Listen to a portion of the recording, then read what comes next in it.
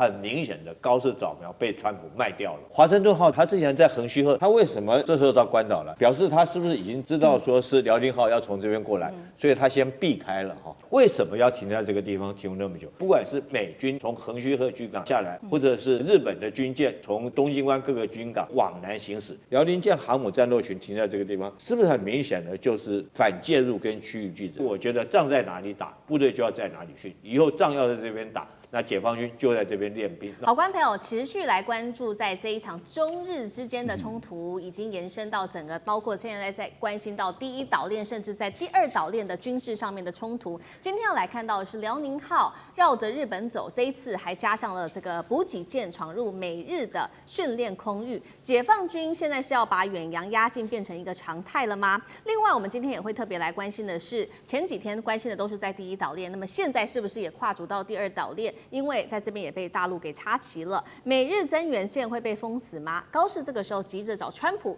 原因又是什么？今天会来做解读。三个火线话题，今天我们请来宾来特别帮我们做解读。首先，现在来看到是辽宁号的这个路径闯入了在美日原本的这个训练空域当中，而且加入了刚刚提到的补给舰。解放军是在测试远洋要把它常态化吗？到底会在这边走多久呢？是要打破日本的整个防线节奏吗？美日台海这个增援的这个援助线会不会遭到封锁呢？第二件事情来看到是在第二岛链，现在又发生什么事情了？来看到大陆现在密集的在这个地方密克罗尼西亚，也就是二战日本跑道这边重建哦。这个地方很关键，因为它其实在第二岛链离关岛只有仅900公里而已。大陆是在对美军太平洋后方来直接亮剑吗？最后我们今天也会来关心到，在6号的时候，大家还记得吗？当时解放军它的这个军机，也就是歼15的雷达，不是锁定了日本的 F-15整整30分钟的时间吗？日本第一时间其实一开始没有说太多话，但是几天之后，小泉也出来说话了。小泉特别有提到，中方啊，确实他们是有通报那一天会做演训的，但是小泉也说了，中方没有给任何有关于空域时间跟坐标这场演习的相关资讯。这样子的一个发言是代表说，大陆方面资讯的疏漏，还是故意让日方没有办法去避让呢？高市这个时候急着找川普来见面，原因又是什么？今天都会一起的来做解读。我们先来关心到辽宁舰的一个动态，因为这是来自于日本防卫省紧急证实的。辽宁号现在一直走，已经杀到了东京冲之鸟岛北方的一个海域，并且和补给舰一起来做会合。疑似呢，现在看起来它是不是要展开一个比较长时间，甚至现在预估啊，来自于日本防卫省的预估，可能长达1个月的远洋的一个行动呢？而且在过去短短3天，辽宁号的舰载机起降次数也非常的频繁，高达了140次。我们来看到日本的官员又怎么说呢？他说，现在如果来观察一下辽宁号的轨迹呀，其实是和当时美日这个演训的空域的轨迹是有相似的。我们来请导播 Q 到下一张 CG 来带我们看一下这几天辽宁号到底是怎么走的。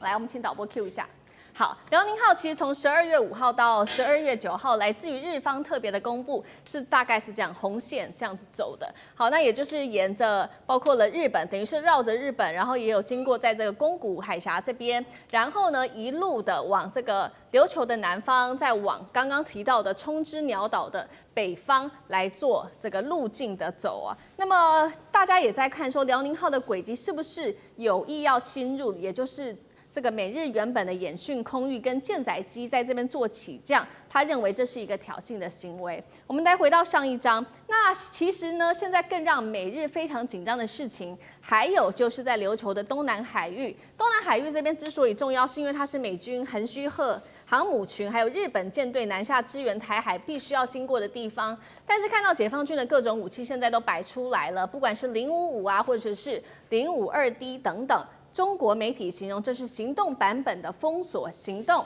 而刚刚提到的，其实这个解放军对于美日的警告，不只是在第一岛链而已，是不是也包含现在还有第二岛链呢？因为地缘专家这边也做出了一个评估，说中国大陆现在正在这个地方密克罗尼西亚重建2战日本帝国的机场跑道，这个地方离关岛第二岛链只有900公里而已。我们来看到跑道的规模，包括了它的长度啊1000公尺，宽100公尺。过去美军曾经试图要去修复这个地方，所以节目一开始我们要特别来请教将军怎么看辽宁号这一次闯入美日的训练区，是在测试美日的底线吗？加入了补给舰所代表的意义又是什么？厉将军怎么看？我请导播把刚才那张辽宁舰的航行图，那张CG帮我们放出来。我跟各位报告一下这是这个美日这个联合演习的位置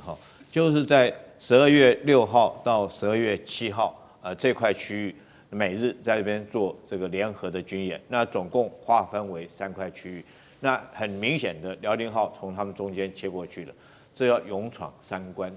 这个我如果说是关羽当年过5关斩6将，他虽然说没有斩6将，但是也勇闯3关，从这边闯过去。在我们看这张图之前，我再给各位看一张图，非常巧妙。大家记不记得高市早苗什么时候上美国的华盛顿号航母去？大家记不记得那时候他跟川普2个坐着直升机，还在这个军舰上面这个手舞足蹈在那边跳舞。那天是10月28号，完了以后，川普就到韩国去参加 APEC。可见的华盛顿号航母那时候是停在日本横须贺这个军港的那我给各位看一下，因为这个最新的讯息来讲，因为这个还没有办法掌握到后续的建制的活动，我现在这个讯息只有到12月7号。那你看，在太平洋这个西部来讲的话，中国的辽宁号正在跟美国的华盛顿航母两者正在跳一场 Tango 的舞我们看一下。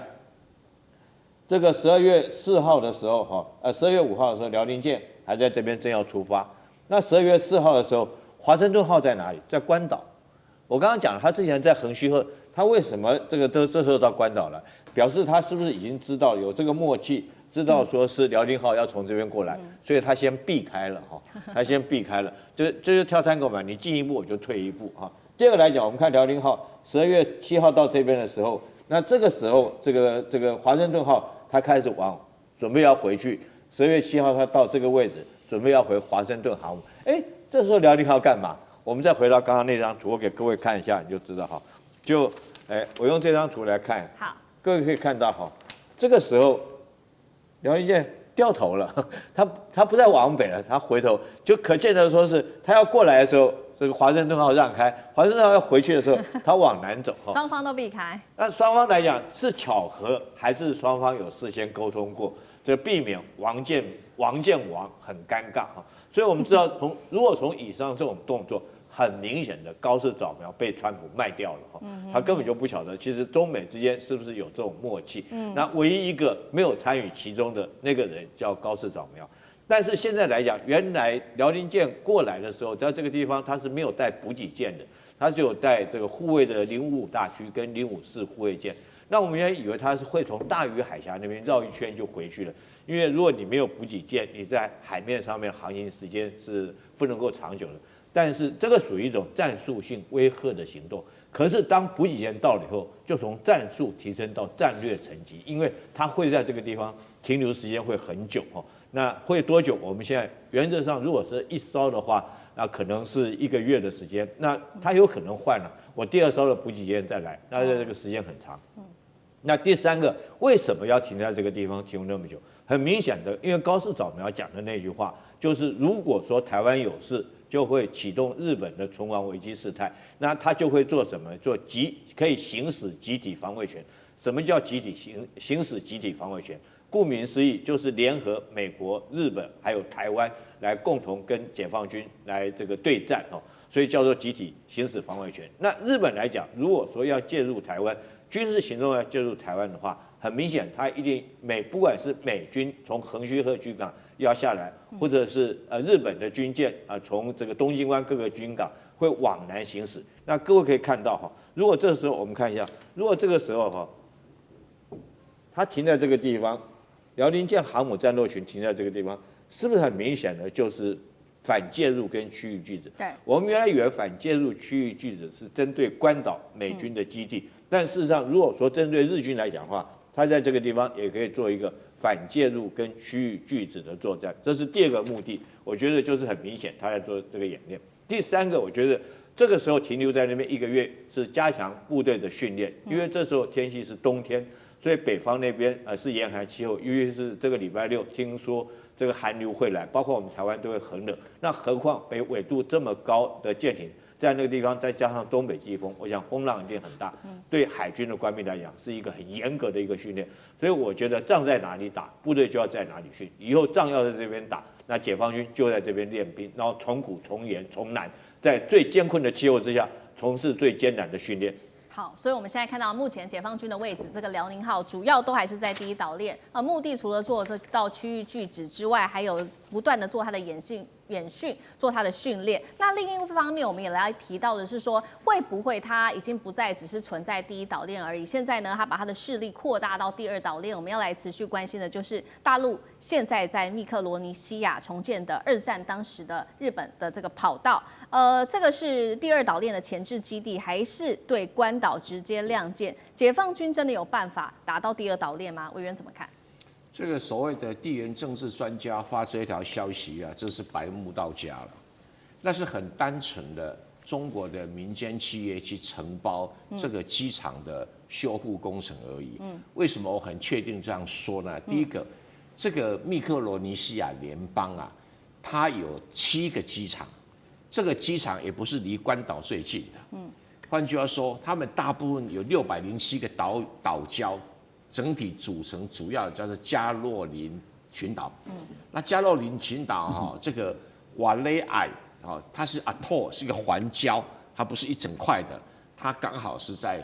最靠近这个西边的，而它北面呢还有2、3个机场离关岛更近，所以我不知道他在讲什么啊。那第一个，它有7个机场，它不是唯一的机场。第二个，更重要一点了，密克罗尼西亚。它本来是美国托管的土地，然后在1979年经过公民投票独立，1986年跟美国签了一个叫做自由联系条约。什么叫做自由联系条约？表面上叫自由，但是联系的意思就是我是美国的附属国。也就是它独立只有在内政跟部分外交独立，其他的国防全部归美国管。那你说这个国家被美国国防控制的，解放军可以盖一个第二跑道，还可以做军事使用，这会不会太白目的一个判断了？那不可能的事情，就是很单纯的找个民间公司去承包，那或许中国政府有补贴一点，但是基本上还是美国出钱在养这个国家，它的地位跟什么一样？跟帛琉一样，跟帛琉一样，所以。我是觉得这样的判断说，哇，这个第二岛链机场就是中国在兴建，这中国又要控制，中国要用，就跟当时的香港大公报在炒作那个什么那个巴拿马运河一样，无知啊。好，这个是针对于这一件事情，有关于第二岛链的兴建。那我们也来重拾一下当时中日争议的这个事情爆发，其实另外一个很重要的日子就是在6号当天，大家还记得吗？当时解放军的歼15不是用火控雷达锁定日本的 F-15整整半个小时的时间吗？这件事情6号发生，那其实日本的官方也没有做太多的回应，只有做批评。但是事隔多天，在昨天的时候，小泉进次郎他突然间针对这件事情出来说明了，他就承认说，确实啦，没错，中方当时确实有事前通知日方说他们要进行飞训，但是小泉进次郎也批啊，他说自卫队还是没有收到任何中方有关于他们演训的空域时间跟具体的坐标的资讯。好，另外官房长就态度更强硬了，他说不管怎么样啦，大陆就算有没有通知你侵犯领空，我们还是要做反制。那另外一方面，确实现在高市早苗面临非常大的政治压力，他也在10日公开喊话，尽快要和川普见面举行领袖会谈，被视为是不断的向美国喊话，要来对中国大陆施压吗？赖老师怎么看？这些论点都是军国主义者的论调啊，这个非常的明确。为什么？因为第一个没有人进入日本的领空，所以日本的自己的防卫部门也说，大陆都没有进入日本的领空。那既然没有的话，那你穆延展讲的什么鬼话啊？也就是根本没有进入你的领空，那你怎么突然间讲说啊，只要侵犯领空就要反制？没有人进入领空啊，这个我想这是一个第一个非常明白的一件事情，这是叫做鬼话。第二个呢，就是小泉一开始的时候就讲谎话，中国大陆明明有通知，他故意说没有通知，所以他说谎，而且故意在半夜2点的时候，那么告诉国际说他那个中国大陆侵犯我们，那他是公然说谎。第二个呢，根本没有用火控雷达，他讲成用火控雷达，好多人还引用日本的说法，而不用中国大陆说法。中国大陆说我是用雷达照射啊，那日本就说是火控雷达，那很多人就相信日本人。那军国主义者一直在说谎，还有人会相信他们，然后用火控雷达，这个简直是一个人类间最大的笑话。好，现在小泉自己也知道，大陆一个证据一个政治牌给你看的时候，那难看啊，因为你用火控雷达上面都有记录嘛，那不是火控雷达嘛。所以他自己就悄悄的又改变成为叫做雷达照射啊，这个就是日本军国主义者他们一贯的伎俩。好，那现在的问题是这样子，他现在2次说谎都被打脸了，那怎么办？就只好硬凹，说你没有告诉我具体的坐标。我想请问一下，航母是移动性的，你刚刚看到一个航机图，你已经告诉我们了，他从12月6号以后到7号的时候走了600公里。12月6号到7号走了600公里，都在移动的时候，我还告诉你我的航向啊！这全世界哪有这种事情？我还告诉你我的航向，这个简直是人类间更大的笑话。所以这个人讲的都是没有知识，连常识都不如的一个笑话。所以我觉得这是另外一个部分。第三个，11月7号，当你高市早苗开始在挑衅中国大陆的时候，中国大陆3艘战舰都已经穿越你大隅海峡到你的青津海峡了。这个等于是2国之间的军事的紧张关系已经拉高了，拉高了，你就自己知道说，如果你要再去惹的话，那情况就会恶化。小泉接着跑去与那国岛说：“我装了034哦，我要打你哦。”那中国大陆无人机就飞过来了嘛。好，那在这样的一个情形下，双方的关系紧张的关系越来越拉高了。现在航母穿越了宫古海峡，在国际公海这个海域进行这个起降的演训，已经通报你了。说我现在开始进行起降演训了，那理论上讲，一般来讲，一个正常的一个国家，它基本的做法就是说保持一个距离，保持一个距离，而且呢，通常都是水面的舰队跟在一个安全的一个距离。过去的标准做法都是如此，结果你多次的派你的战斗机，尤其是 F-15的战机，你飞到这个里面来，被照那是刚刚好而已，把你赶走只是刚刚好而已。被赶了以后被照了，那技不如人嘛。大陆解放军的战机就是比你好嘛，然后被人的装备就是比你好，你被打败了还哭哭啼啼，然后连续说谎，这个简直是人类间最可笑的事。我是看到那个军国主义者，我就觉得这种嘴脸真的是对我们来讲太熟悉了。我从小我父亲就告诉我，他们都是抗战过来的，他们就说日本人就是满口谎话，这些军国主义者就是满口谎话。我们持续要来关心到的是，中俄现在联手对日本发动了海空的夹击式威吓之后，《华尔街日报》这边又爆出了一个最新的解析，说如果接下来北京决定攻台，那么解放军会采取的3阶段攻势。今天就这些议题带观众朋友来特别的做关心，有没有可能祭出中国大陆的东风快递呢？好，来看到的是今天的3个我们要来讨论的话题。首先，中国大陆的攻台3阶段曝光了吗？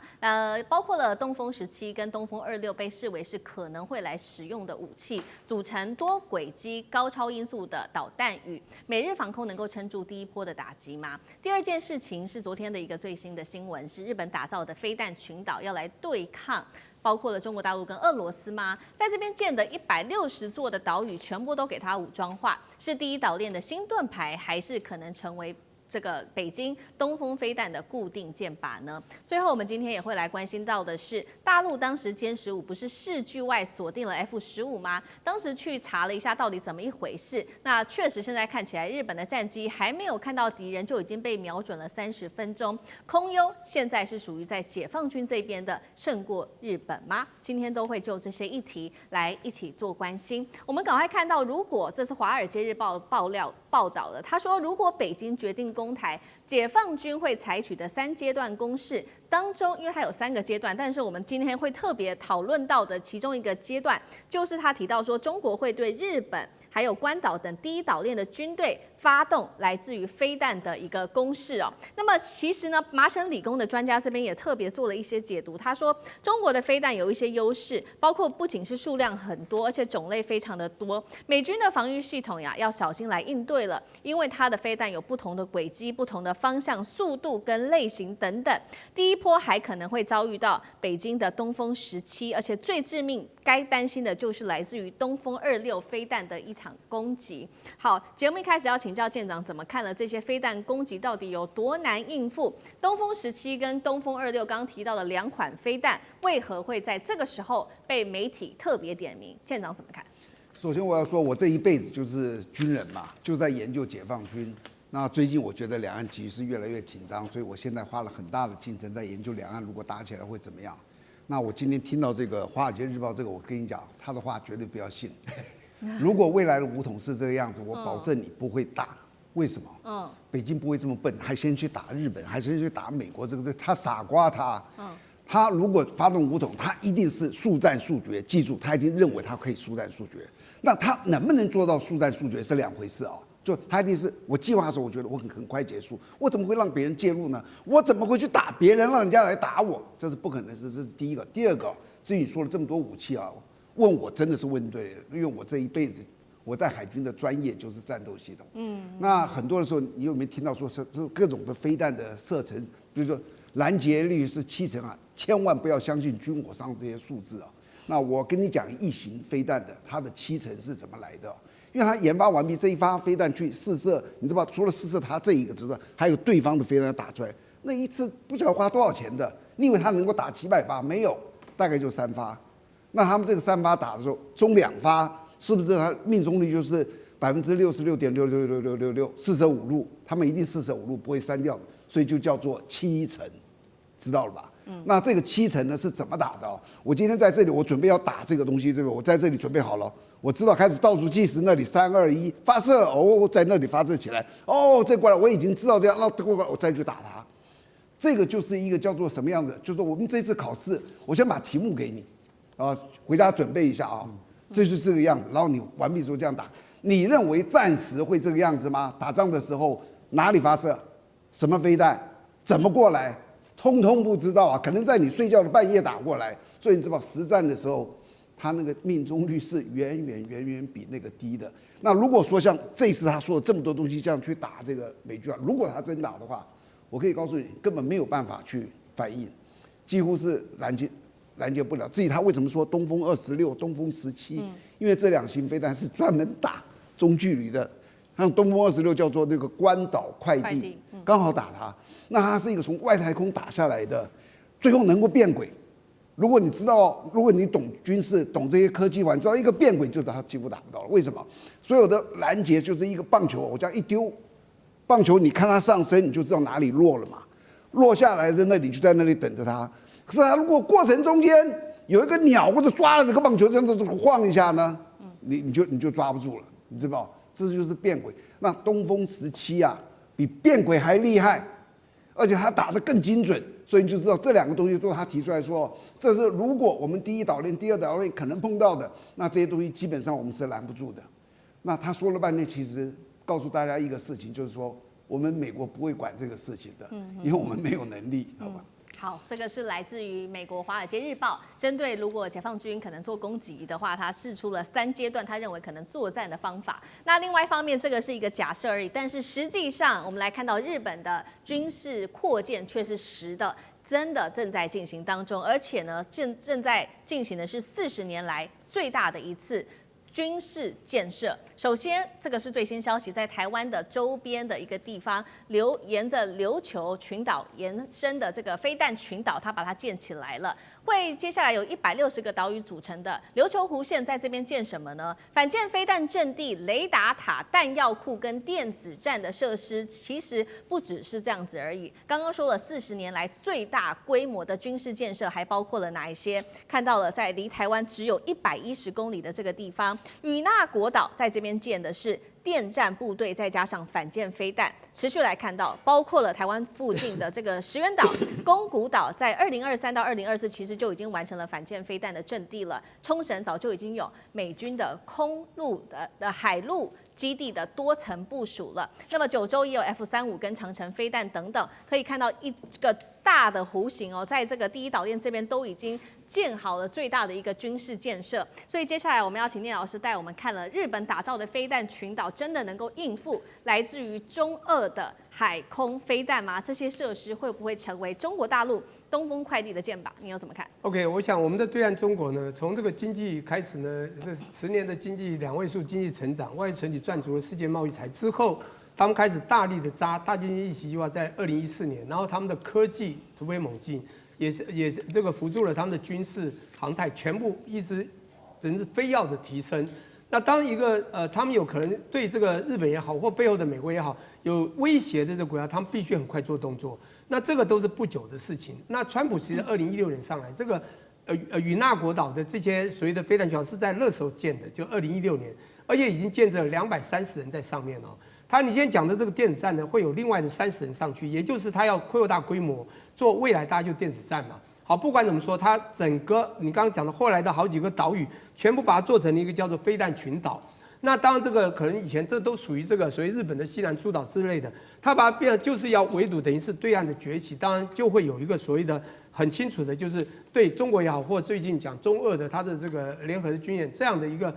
协防也好。不过我现在要讲一个，就是日本到底是什么样的国家？战败之后很清楚，从联合国26国宣言开，一直讲说你们战败国未来就是要被献武的，你们是一个只有防御性武器的国家，不能有攻击性。他现在做了很多东西，越来越像攻击，甚至就是攻击性的这个规模。你买了美国的F-15，还有 F-35等等，你不是就准备要攻击？这是不对的。从联合国协商，当然从某个角度，联合国当二战之后也很久了啦，已经经过80年。或许我们说啊，这个世界已经过去了，而且他们的就是他们的敌人，中国对手越来越强，他们必须这样做好，又有美国的 support。但现在重点就在，可是你这样强，你有用吗？就像这次歼15和 F-15的对峙，像这个电影这个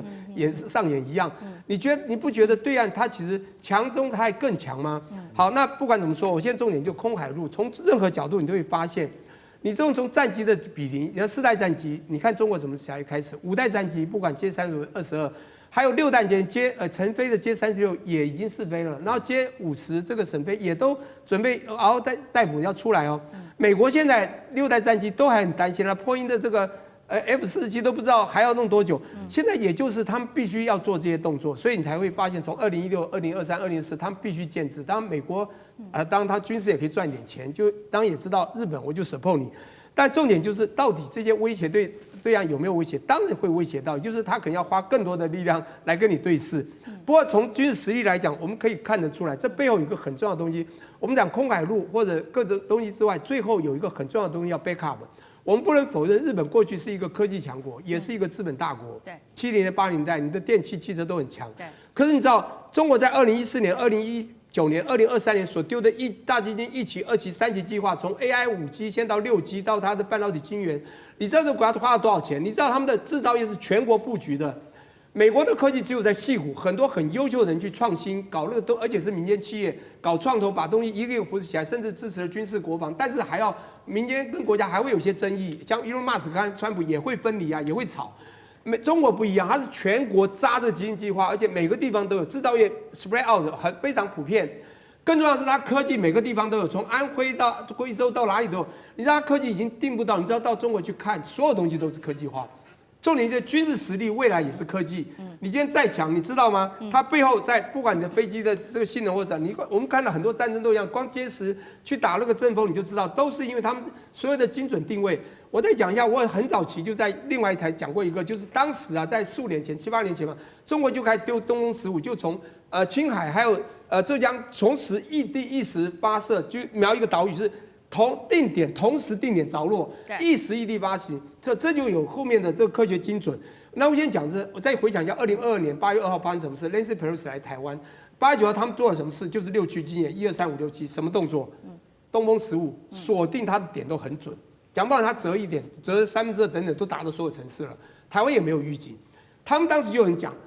这是东风15而已。我们东风17下去，你挡到了，你这次都没有预警到。我东风17强尾蛇的去，你根本没有办法拦截到。也就是说，实力来比的话，他们做这些东西真的打起来可以撑一阵子，当然可能就不是1、2个礼拜，可能撑几个月，最后会更惨。所以我觉得以实力来讲，我们讲真的潜在海中的龙，那真的，一翻身他们会怕，就叫东风快递，也就是东风，他们这么多型东风，这一打下去，我觉得这些群岛可能都没有用。不过他们放在群岛中打掉就算了，因为这都是小岛嘛，也没有打本土。但是真的打了以后，本土一样会受伤啊。对不对？好，聂老师帮我们特别讲到了，在这个军事实力上面的比较，不管是在飞弹上面的比较，或者是在空中战机，我们要来看到它的一些系统，到底中日之间谁比较占有空优？是解放军吗？因为呢，其实之前我们不是讨论过吗？这个日本政府日前是针对了大陆的歼15用火控雷达去锁定这个日本的 F-15战斗机的事件，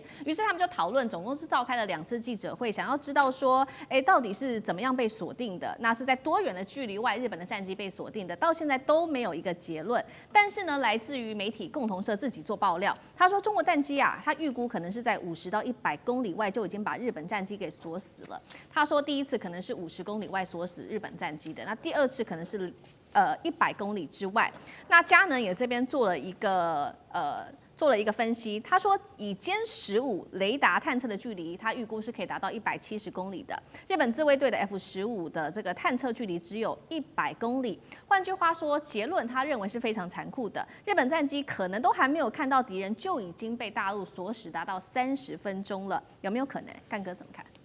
我想他这个是数据是可信的啊，也可以当做参考。为什么？因为丰村健司啊。他是非常知名的佳能战略研究所的主任研究员，他不会这样子信口开河，而且这次不是由中国方面自己单方的吹嘘，是日本自己的学者讲的话，那你是不是应该要把它当做一个重要的参考呢？丰村健司说，我们不知道哈，当一个1970年末期的设计，讲的就是 F-15战斗机，它仍然是这个在我们现在就是说在世界上面。一流的战斗机，虽然它的已经是50年前的老设计了，可是说一句实在话，它仍然是在这个世界上面非常知名啊。为什么呢？因为它的战机都是以色列打给你看，以色列用 F-15打遍天下无敌手，所以日本、以色列跟韩国这3个国家都是以 F-15英式战机作为他们的主力战机。可是丰村健司他今天提出来一个很重要的观念，就是说，原来 F-15的 APG 雷达。它好像已经隔了一个世代了，它没有跟着上来。其实美国对于雷达的更新是非常重视的，他手下的 F-35、F-22、F-15这些飞机，甚至 F-18，你都要迭代的，你都要不断的更新，5年到了更新，10年到了更新，但日本不见得做得到，所以日本它现在 F-15身上的这个雷达到底能不能够侦测到100公里以外的东西，是一个问号。防卫厅不会告诉你实话，当然中国这边也不会跟你讲实话，因为丰村健司说，这个歼15已经可以到了这个170公里，所以很可能双方在 F-15跟歼15，知道吧？在接触的时候，他们很可能是什么？很可能是中共的飞机早就已经发现你了，在170公里之外就发现你了，因为它的雷达可以看那么远。结果 F-15只能够看100公里，这中间有30分钟的差距。其实我觉得30分钟是一种夸大，不会那么久。但是意思是说，我先看到你，在空战中我先看到你就赢了，就赢一半了。只要我先看到你，哪怕是10秒，我就打赢你了。所以他这个学者提出来的忧虑就是说，我们的雷达是不是落伍了 ？F-15号称当年是上帝的坐骑，什么叫上帝的坐骑？就是说。没有人打赢的，没有人可以打赢我，然后去把它履行实践的，叫以色列空军，打遍贝卡山谷，然后整个中东没有一个国家，叙利亚、伊拉克没有一个人敢跟以色列打。现在日本也是这个飞机，到底打得赢打不赢歼15或歼16，变成日本的忧虑。我认为说他这个时候提出这个问题来非常适合，也就是说，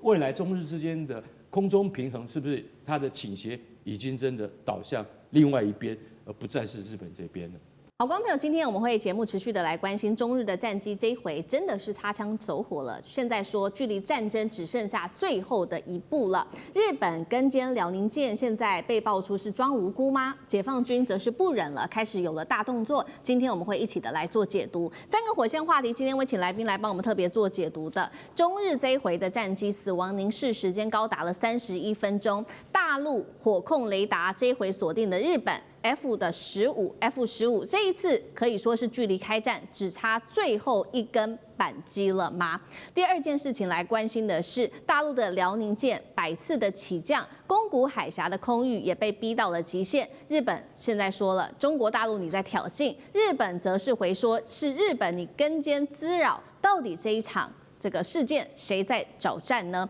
最后面来关心到的是高市早苗挑明的台湾有事等于日本有事之后，说了这份言论遭到了言论跟军事上面的双重击杀。但是本来以为美国会驰援的川普，至今却是沉默不挺日本。今天我们来关心的是，盟友是瞬间消失了吗？来自于美国的帮忙，日本会不会被迫独自要面对中国大陆？今天都会一次的就这些议题来做解读。我们来赶快关心刚刚特别提到的中日离开战真的只差最后的一小步了吗？最新消息赶快来看到是日本的防卫大臣小泉进次郎突然间在这一天是7号的凌晨召开了紧急记者会。小泉进次郎是这样说的，公布了一场在冲绳东南方的上空发生的这一场危机，罕见的主动公开，他说是在冲绳外海上空，而且是濒临战争的一个事件。赶快来回顾当时发生这件事情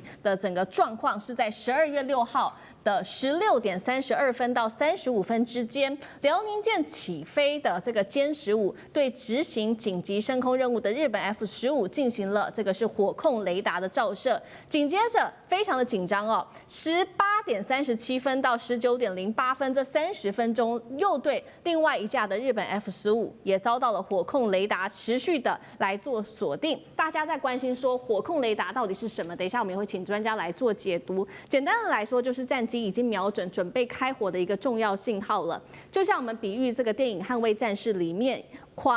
这个警报狂响的那一刻，你就会知道你已经在对方的枪口下了。这一次我们看到中国大陆对日本长达31分钟持续锁定，被外界形容是这个叫做死亡凝视。另外一方面是辽宁舰的战机加直升机在6号到7号2天内起降了破100次，专家是这样形容的。中国大陆解放军只差最后一步就会爆发战争了，已经不忍了，真的是这样吗？节目一开始要请吕舰长来带我们看中日这一次的争议，距离开战真的只剩最后一步了吗？中国选在这个时间地点亮出了火控雷达，是这张底牌吗？舰长怎么看？究竟什么是火控雷达？它其实就是射控雷达，那它的英文叫做 Fire Control Radar， 所以你要翻译成射控是 OK 的，你要翻译成火控，其实更贴近美国原来就是英文的用法哦。那其实我们在发射飞弹之前呢，都要先建立瞄准线。所谓的瞄准线就是 line of sight， 那其实也就是射控雷达的照明。照明之后就锁定，然后接下来发射飞弹才会建立另外一个，也就是射线的部分啊，也就是line of fire 的部分。那这两个部分呢，也就是刚刚讲的，为什么大家会认为开启射控雷达是死亡凝视，也就是我已经在完成瞄准的动作了。那现在大家在讨论这件事情啊，不过我们要先想到一件事情，其实一般来讲。无论是海军或空军都不会任意的开启射控雷达，为什么？因为其实现在所有的无论是载空机或者是水面的舰艇，它都有非常多的这一个有关于无线电的接收装置，你只要一发射一锁定的时候，其实你的电磁参数也就暴露了。那如果说我们看到这一次的这个位置啊，如果按照这个小泉他宣布的这个，也就是防卫大臣他在开记者会的时间的话，应该是在这个转向往东北的方向。为什么？因为其实我们看到它这个辽宁舰，它穿越宫古海峡往东南，这个都是经常发生的事情。但是唯一不同的也就是他这一次他在这个冲大东岛这一个以西的位置，它就已经北转，向东北转。那向东北转的话，其实更接近冲绳。这个是对于日本来讲，他觉得它有一定的一个威胁，所以他就立刻起飞战机来。那也就是我们刚刚讲到说，有关于这一个射控雷达的部分啊，它一共我们讲到，刚刚主持人也直接告诉我们了。开启了时间，那但是呢，我们这样讲，其实2013年1月的时候，其实这件事情也就发生过，不过那个时候是舰艇发射的，那这一次呢是战机发射的。那战机为什么发射那个这一个射控雷达的讯号？其实我们来看一看啊，美国或者是日本在遇到解放军的各型舰艇，包含航母舰打击群的时候。他们是怎么样一个应对？我们可以看到，在2021年的时候，他们是如此应对，也就是他们认为说，这没什么，而且他为什么穿越这整个的一个打击群的一个平位，然后进到这么近的距离，大概就是不到3000码的距离啊。那这个是我们看到美军其实。它是一个比较挑衅的作为。那我们在之前呢，也就是在去年的1月的时候，我们看到这个是南昌舰，它得到了10代楷模。那它为什么得到10代楷模？其实跟这一次的感觉其实可能很像啊。也就是说，来了2架的外国的战机，然后不断的逼近，那也就是他们开启了舰上的系统。那这是我们讲到说上一次10代楷模的事情。那这一次呢？对不起，是航空母舰打击群。那当然，航空母舰打击群它不是当场起飞，它是原来就有载空机的，也就是我们讲到的 CAP， 也就是雷达的这一种巡弋的在空巡弋机。那我就直接的派这个1批2架次直接去拦截，而且我们其实要特别注意一点，它其实在视距外就已经被锁定了。意思是什么？中国大陆其实是非常的，对于这件事情，它已经非常的有它的警觉心，而且它绝对不让，类似我们刚刚看的那个伯克级驱逐舰，它的舰长翘个腿，然后在那边，然后做这个如此的事情啊。那这也就是我们讲到说，这一次的事件，其实代表它真正的含义，也就是，中国大陆的这个编队。它应处已经不像过去了，然后会比以往来的更为强硬。好，中国大陆已经蓄势待发。那针对这一场战事，有人说是不是一触即发？现在双方中日双方则是互控，是你先挑衅的。我们来看到大陆方面说什么，还有日本方面又说什么。先来看到日本的小泉进次郎是立刻痛批说，中国大陆的动作是极度危险的。那首相高市早苗也强调说，我们冷静，但是会坚定的来应对。外务省也直接就召见了中国大陆的大使来强烈的抗议。中方的国防部长张晓刚则是强烈的反击，他说：“我们辽宁舰在这个宫古海峡以东训练是符合国际法的，日本你才是恶意跟监。”然后也指控日方多次的派他们的 F-15来闯入演训区，痛骂日本是贼喊抓贼。倒打一把，这个辽宁舰百次的起降，中国大陆跟日本现在互相在痛批对方，到底是谁在挑衅？委员怎么解读？不能那么单纯的从挑衅或者反挑衅的角度来看。双方面在这个区域在干什么？为什么解放军的舰队要在这个位置进行演练？那个是最标准的宫古海峡封锁战跟宫古海峡反封锁战。这个宫古海峡，如果先从日本要封锁宫古海峡这种意图，以及它的部署，那中国大陆如何去突破这个宫古海峡的封锁战？我们来看一下哈，宫古海峡怎么被日本封锁？宫古海峡的位置大概就是在应该在这里，这是宫古海峡的位置在这里，在这里。然后以日本可能部署的提防导弹，假设在没有导弹基地的4国部署提防导弹，它的攻击范围，这最内圈的是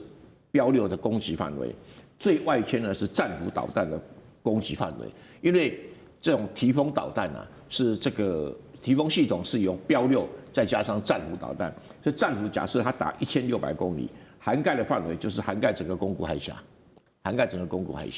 所以解放军特别在这个位置里面做演练，就在这个位置做演练，所以表示解放军要突破宫古海峡，然后这个如果必要的时候，日本军队配合美军要封锁宫古海峡，所以解放军演练地点当然选在这里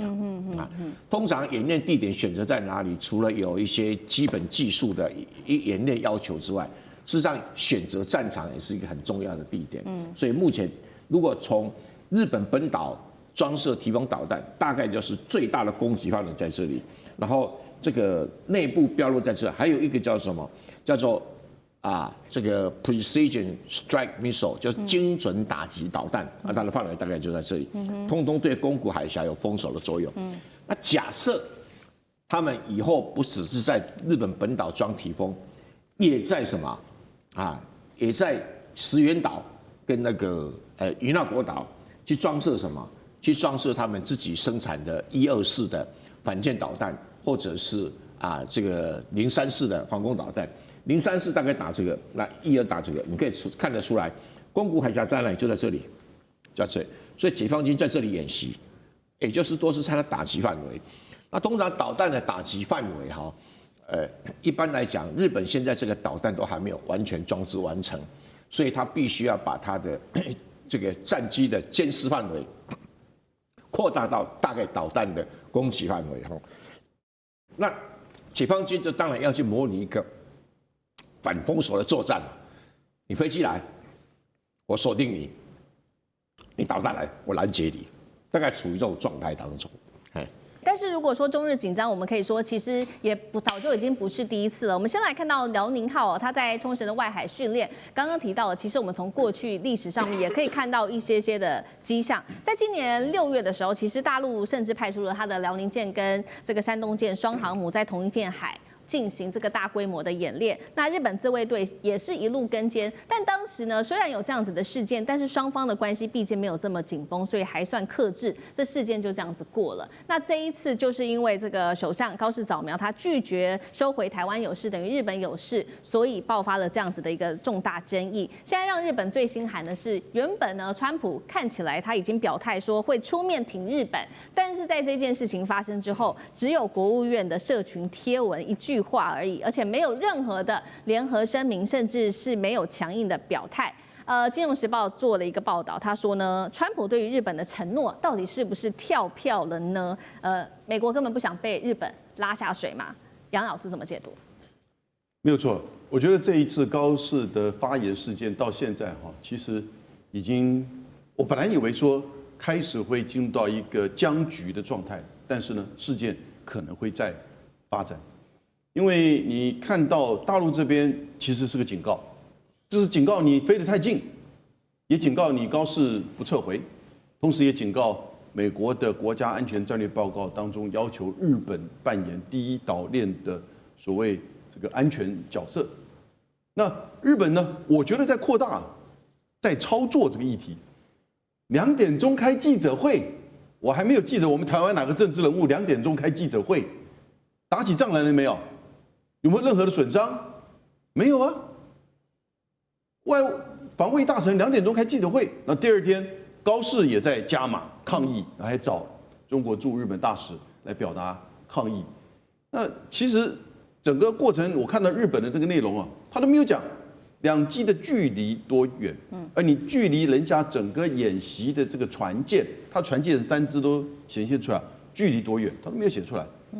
而且我们都知道，自从高市发言之后，在这个区域其实大陆有相当多的就是这个船舰、水面舰，而且经常的在做演习。2天在辽宁舰可能都将近100次的这个起降。那日本当然你会警戒，我这个可以理解，但是你过于靠近，当然要受到警告。比方说，去年7月的时候，日本有一艘驱逐舰叫梁越号，它跑到浙江的门口，在那边监视了中国大陆的演习，结果呢，跑进去领海里面20分钟，大陆这边抗议日本不理，所以到8月24号的时候，大陆一艘运9的这个侦测机，侦察机就在日本九州外面的南女群岛这边旋外海上，然后进入到领空15分钟，日本就把它做。你看中国军机侵略日本领土，那1个礼拜之后呢，日本自卫队悄悄的把那个梁越号的舰长给换掉，所以这一次我觉得日本这边的操作的情况非常明显，而美国呢从头到尾没有讲话，因为就在昨天，加州有一个雷根图书馆开一个雷根战略会议，同时美国的国防部长还有美国的参谋联席会议的主席都到了，参谋联席会议的主席都还被记者问到，你对这次的中日紧张的看法，他完全没有提到中日紧张，也没有提到日本。他只说中国的军力的发展，然后走向一个全球的布局，好像还蛮正面的。美国现在的态度，基本上我认为2句话，美霸退出西太平洋，这个美霸不是爸爸的霸是霸权的霸。美国没有退出西太平洋，他在那边有经济利益，但美国霸权退出西太平洋，美军转为战略守势。你有没有看到最近这几年，任何在驻韩或驻日美军跟中国大陆解放军有任何擦撞，或者是警告，或者真的之类，除了在台湾海峡之外，对，都是日本。所以日本的角色现在变得好积极。小泉进次郎，当然我个人觉得他也是为他想做下一任首相做准备，因为他知道现在日本整个向右转、保守化、反中的氛围，所以这种民粹操作在晚上2点钟开记者会，我就觉得真的是可以到达这种地步。但我必须要讲中国大陆的那个海军的发言人到第2天的12点45才一个公告出来。其实国际媒体跟所有的华文媒体都已经照日本的讲法写出来了。到了当天的下午，到现在我们才了解，其实真的不安全、不专业是谁？是不是日本你太过于频次过高的接近，而且你4点钟来一次，被照了一下之后，你6点钟再来一次，好像照得不够爽，因为那个所谓的这个火控雷达的照射就刚才小院长讲得很清楚，因为它那个就是高频率的那个很容易过热。所以，当它一照射，跟就是导弹要发射的这个根本是等于是这个一致的，那个窗口时间很短。可是即使如此呢，在4点6点的时候呢，应该是说歼15上的飞行员用人工的卸弹，就等于是停掉那个飞弹发射的这个程序。一般的话，通常照射锁定飞弹发射，这大概是一个瞬间的。那但是呢，他用这种方式告诉你，然后呢，你4点不行，你6点再来一次，再来一次不就没事了吗？为什么呢？2点开记者会，为什么不选择3点好了？为什么要4点？所以这个时间点，然后呢，第2天这样子，所以你看到美国的反应其实让日本更为挫折感。美国就是没反应，而且再加上他们的讲的话以及那个国家安全战略报告，实际上所显现出来，美国在整个西太平洋已经开始在战略收缩、战略守势了。地缘政治、美中之争、战略价值、强权崛起、小国生存，现在与未来洞悉事件走向，掌握世界脉动，全球观点尽在环球大。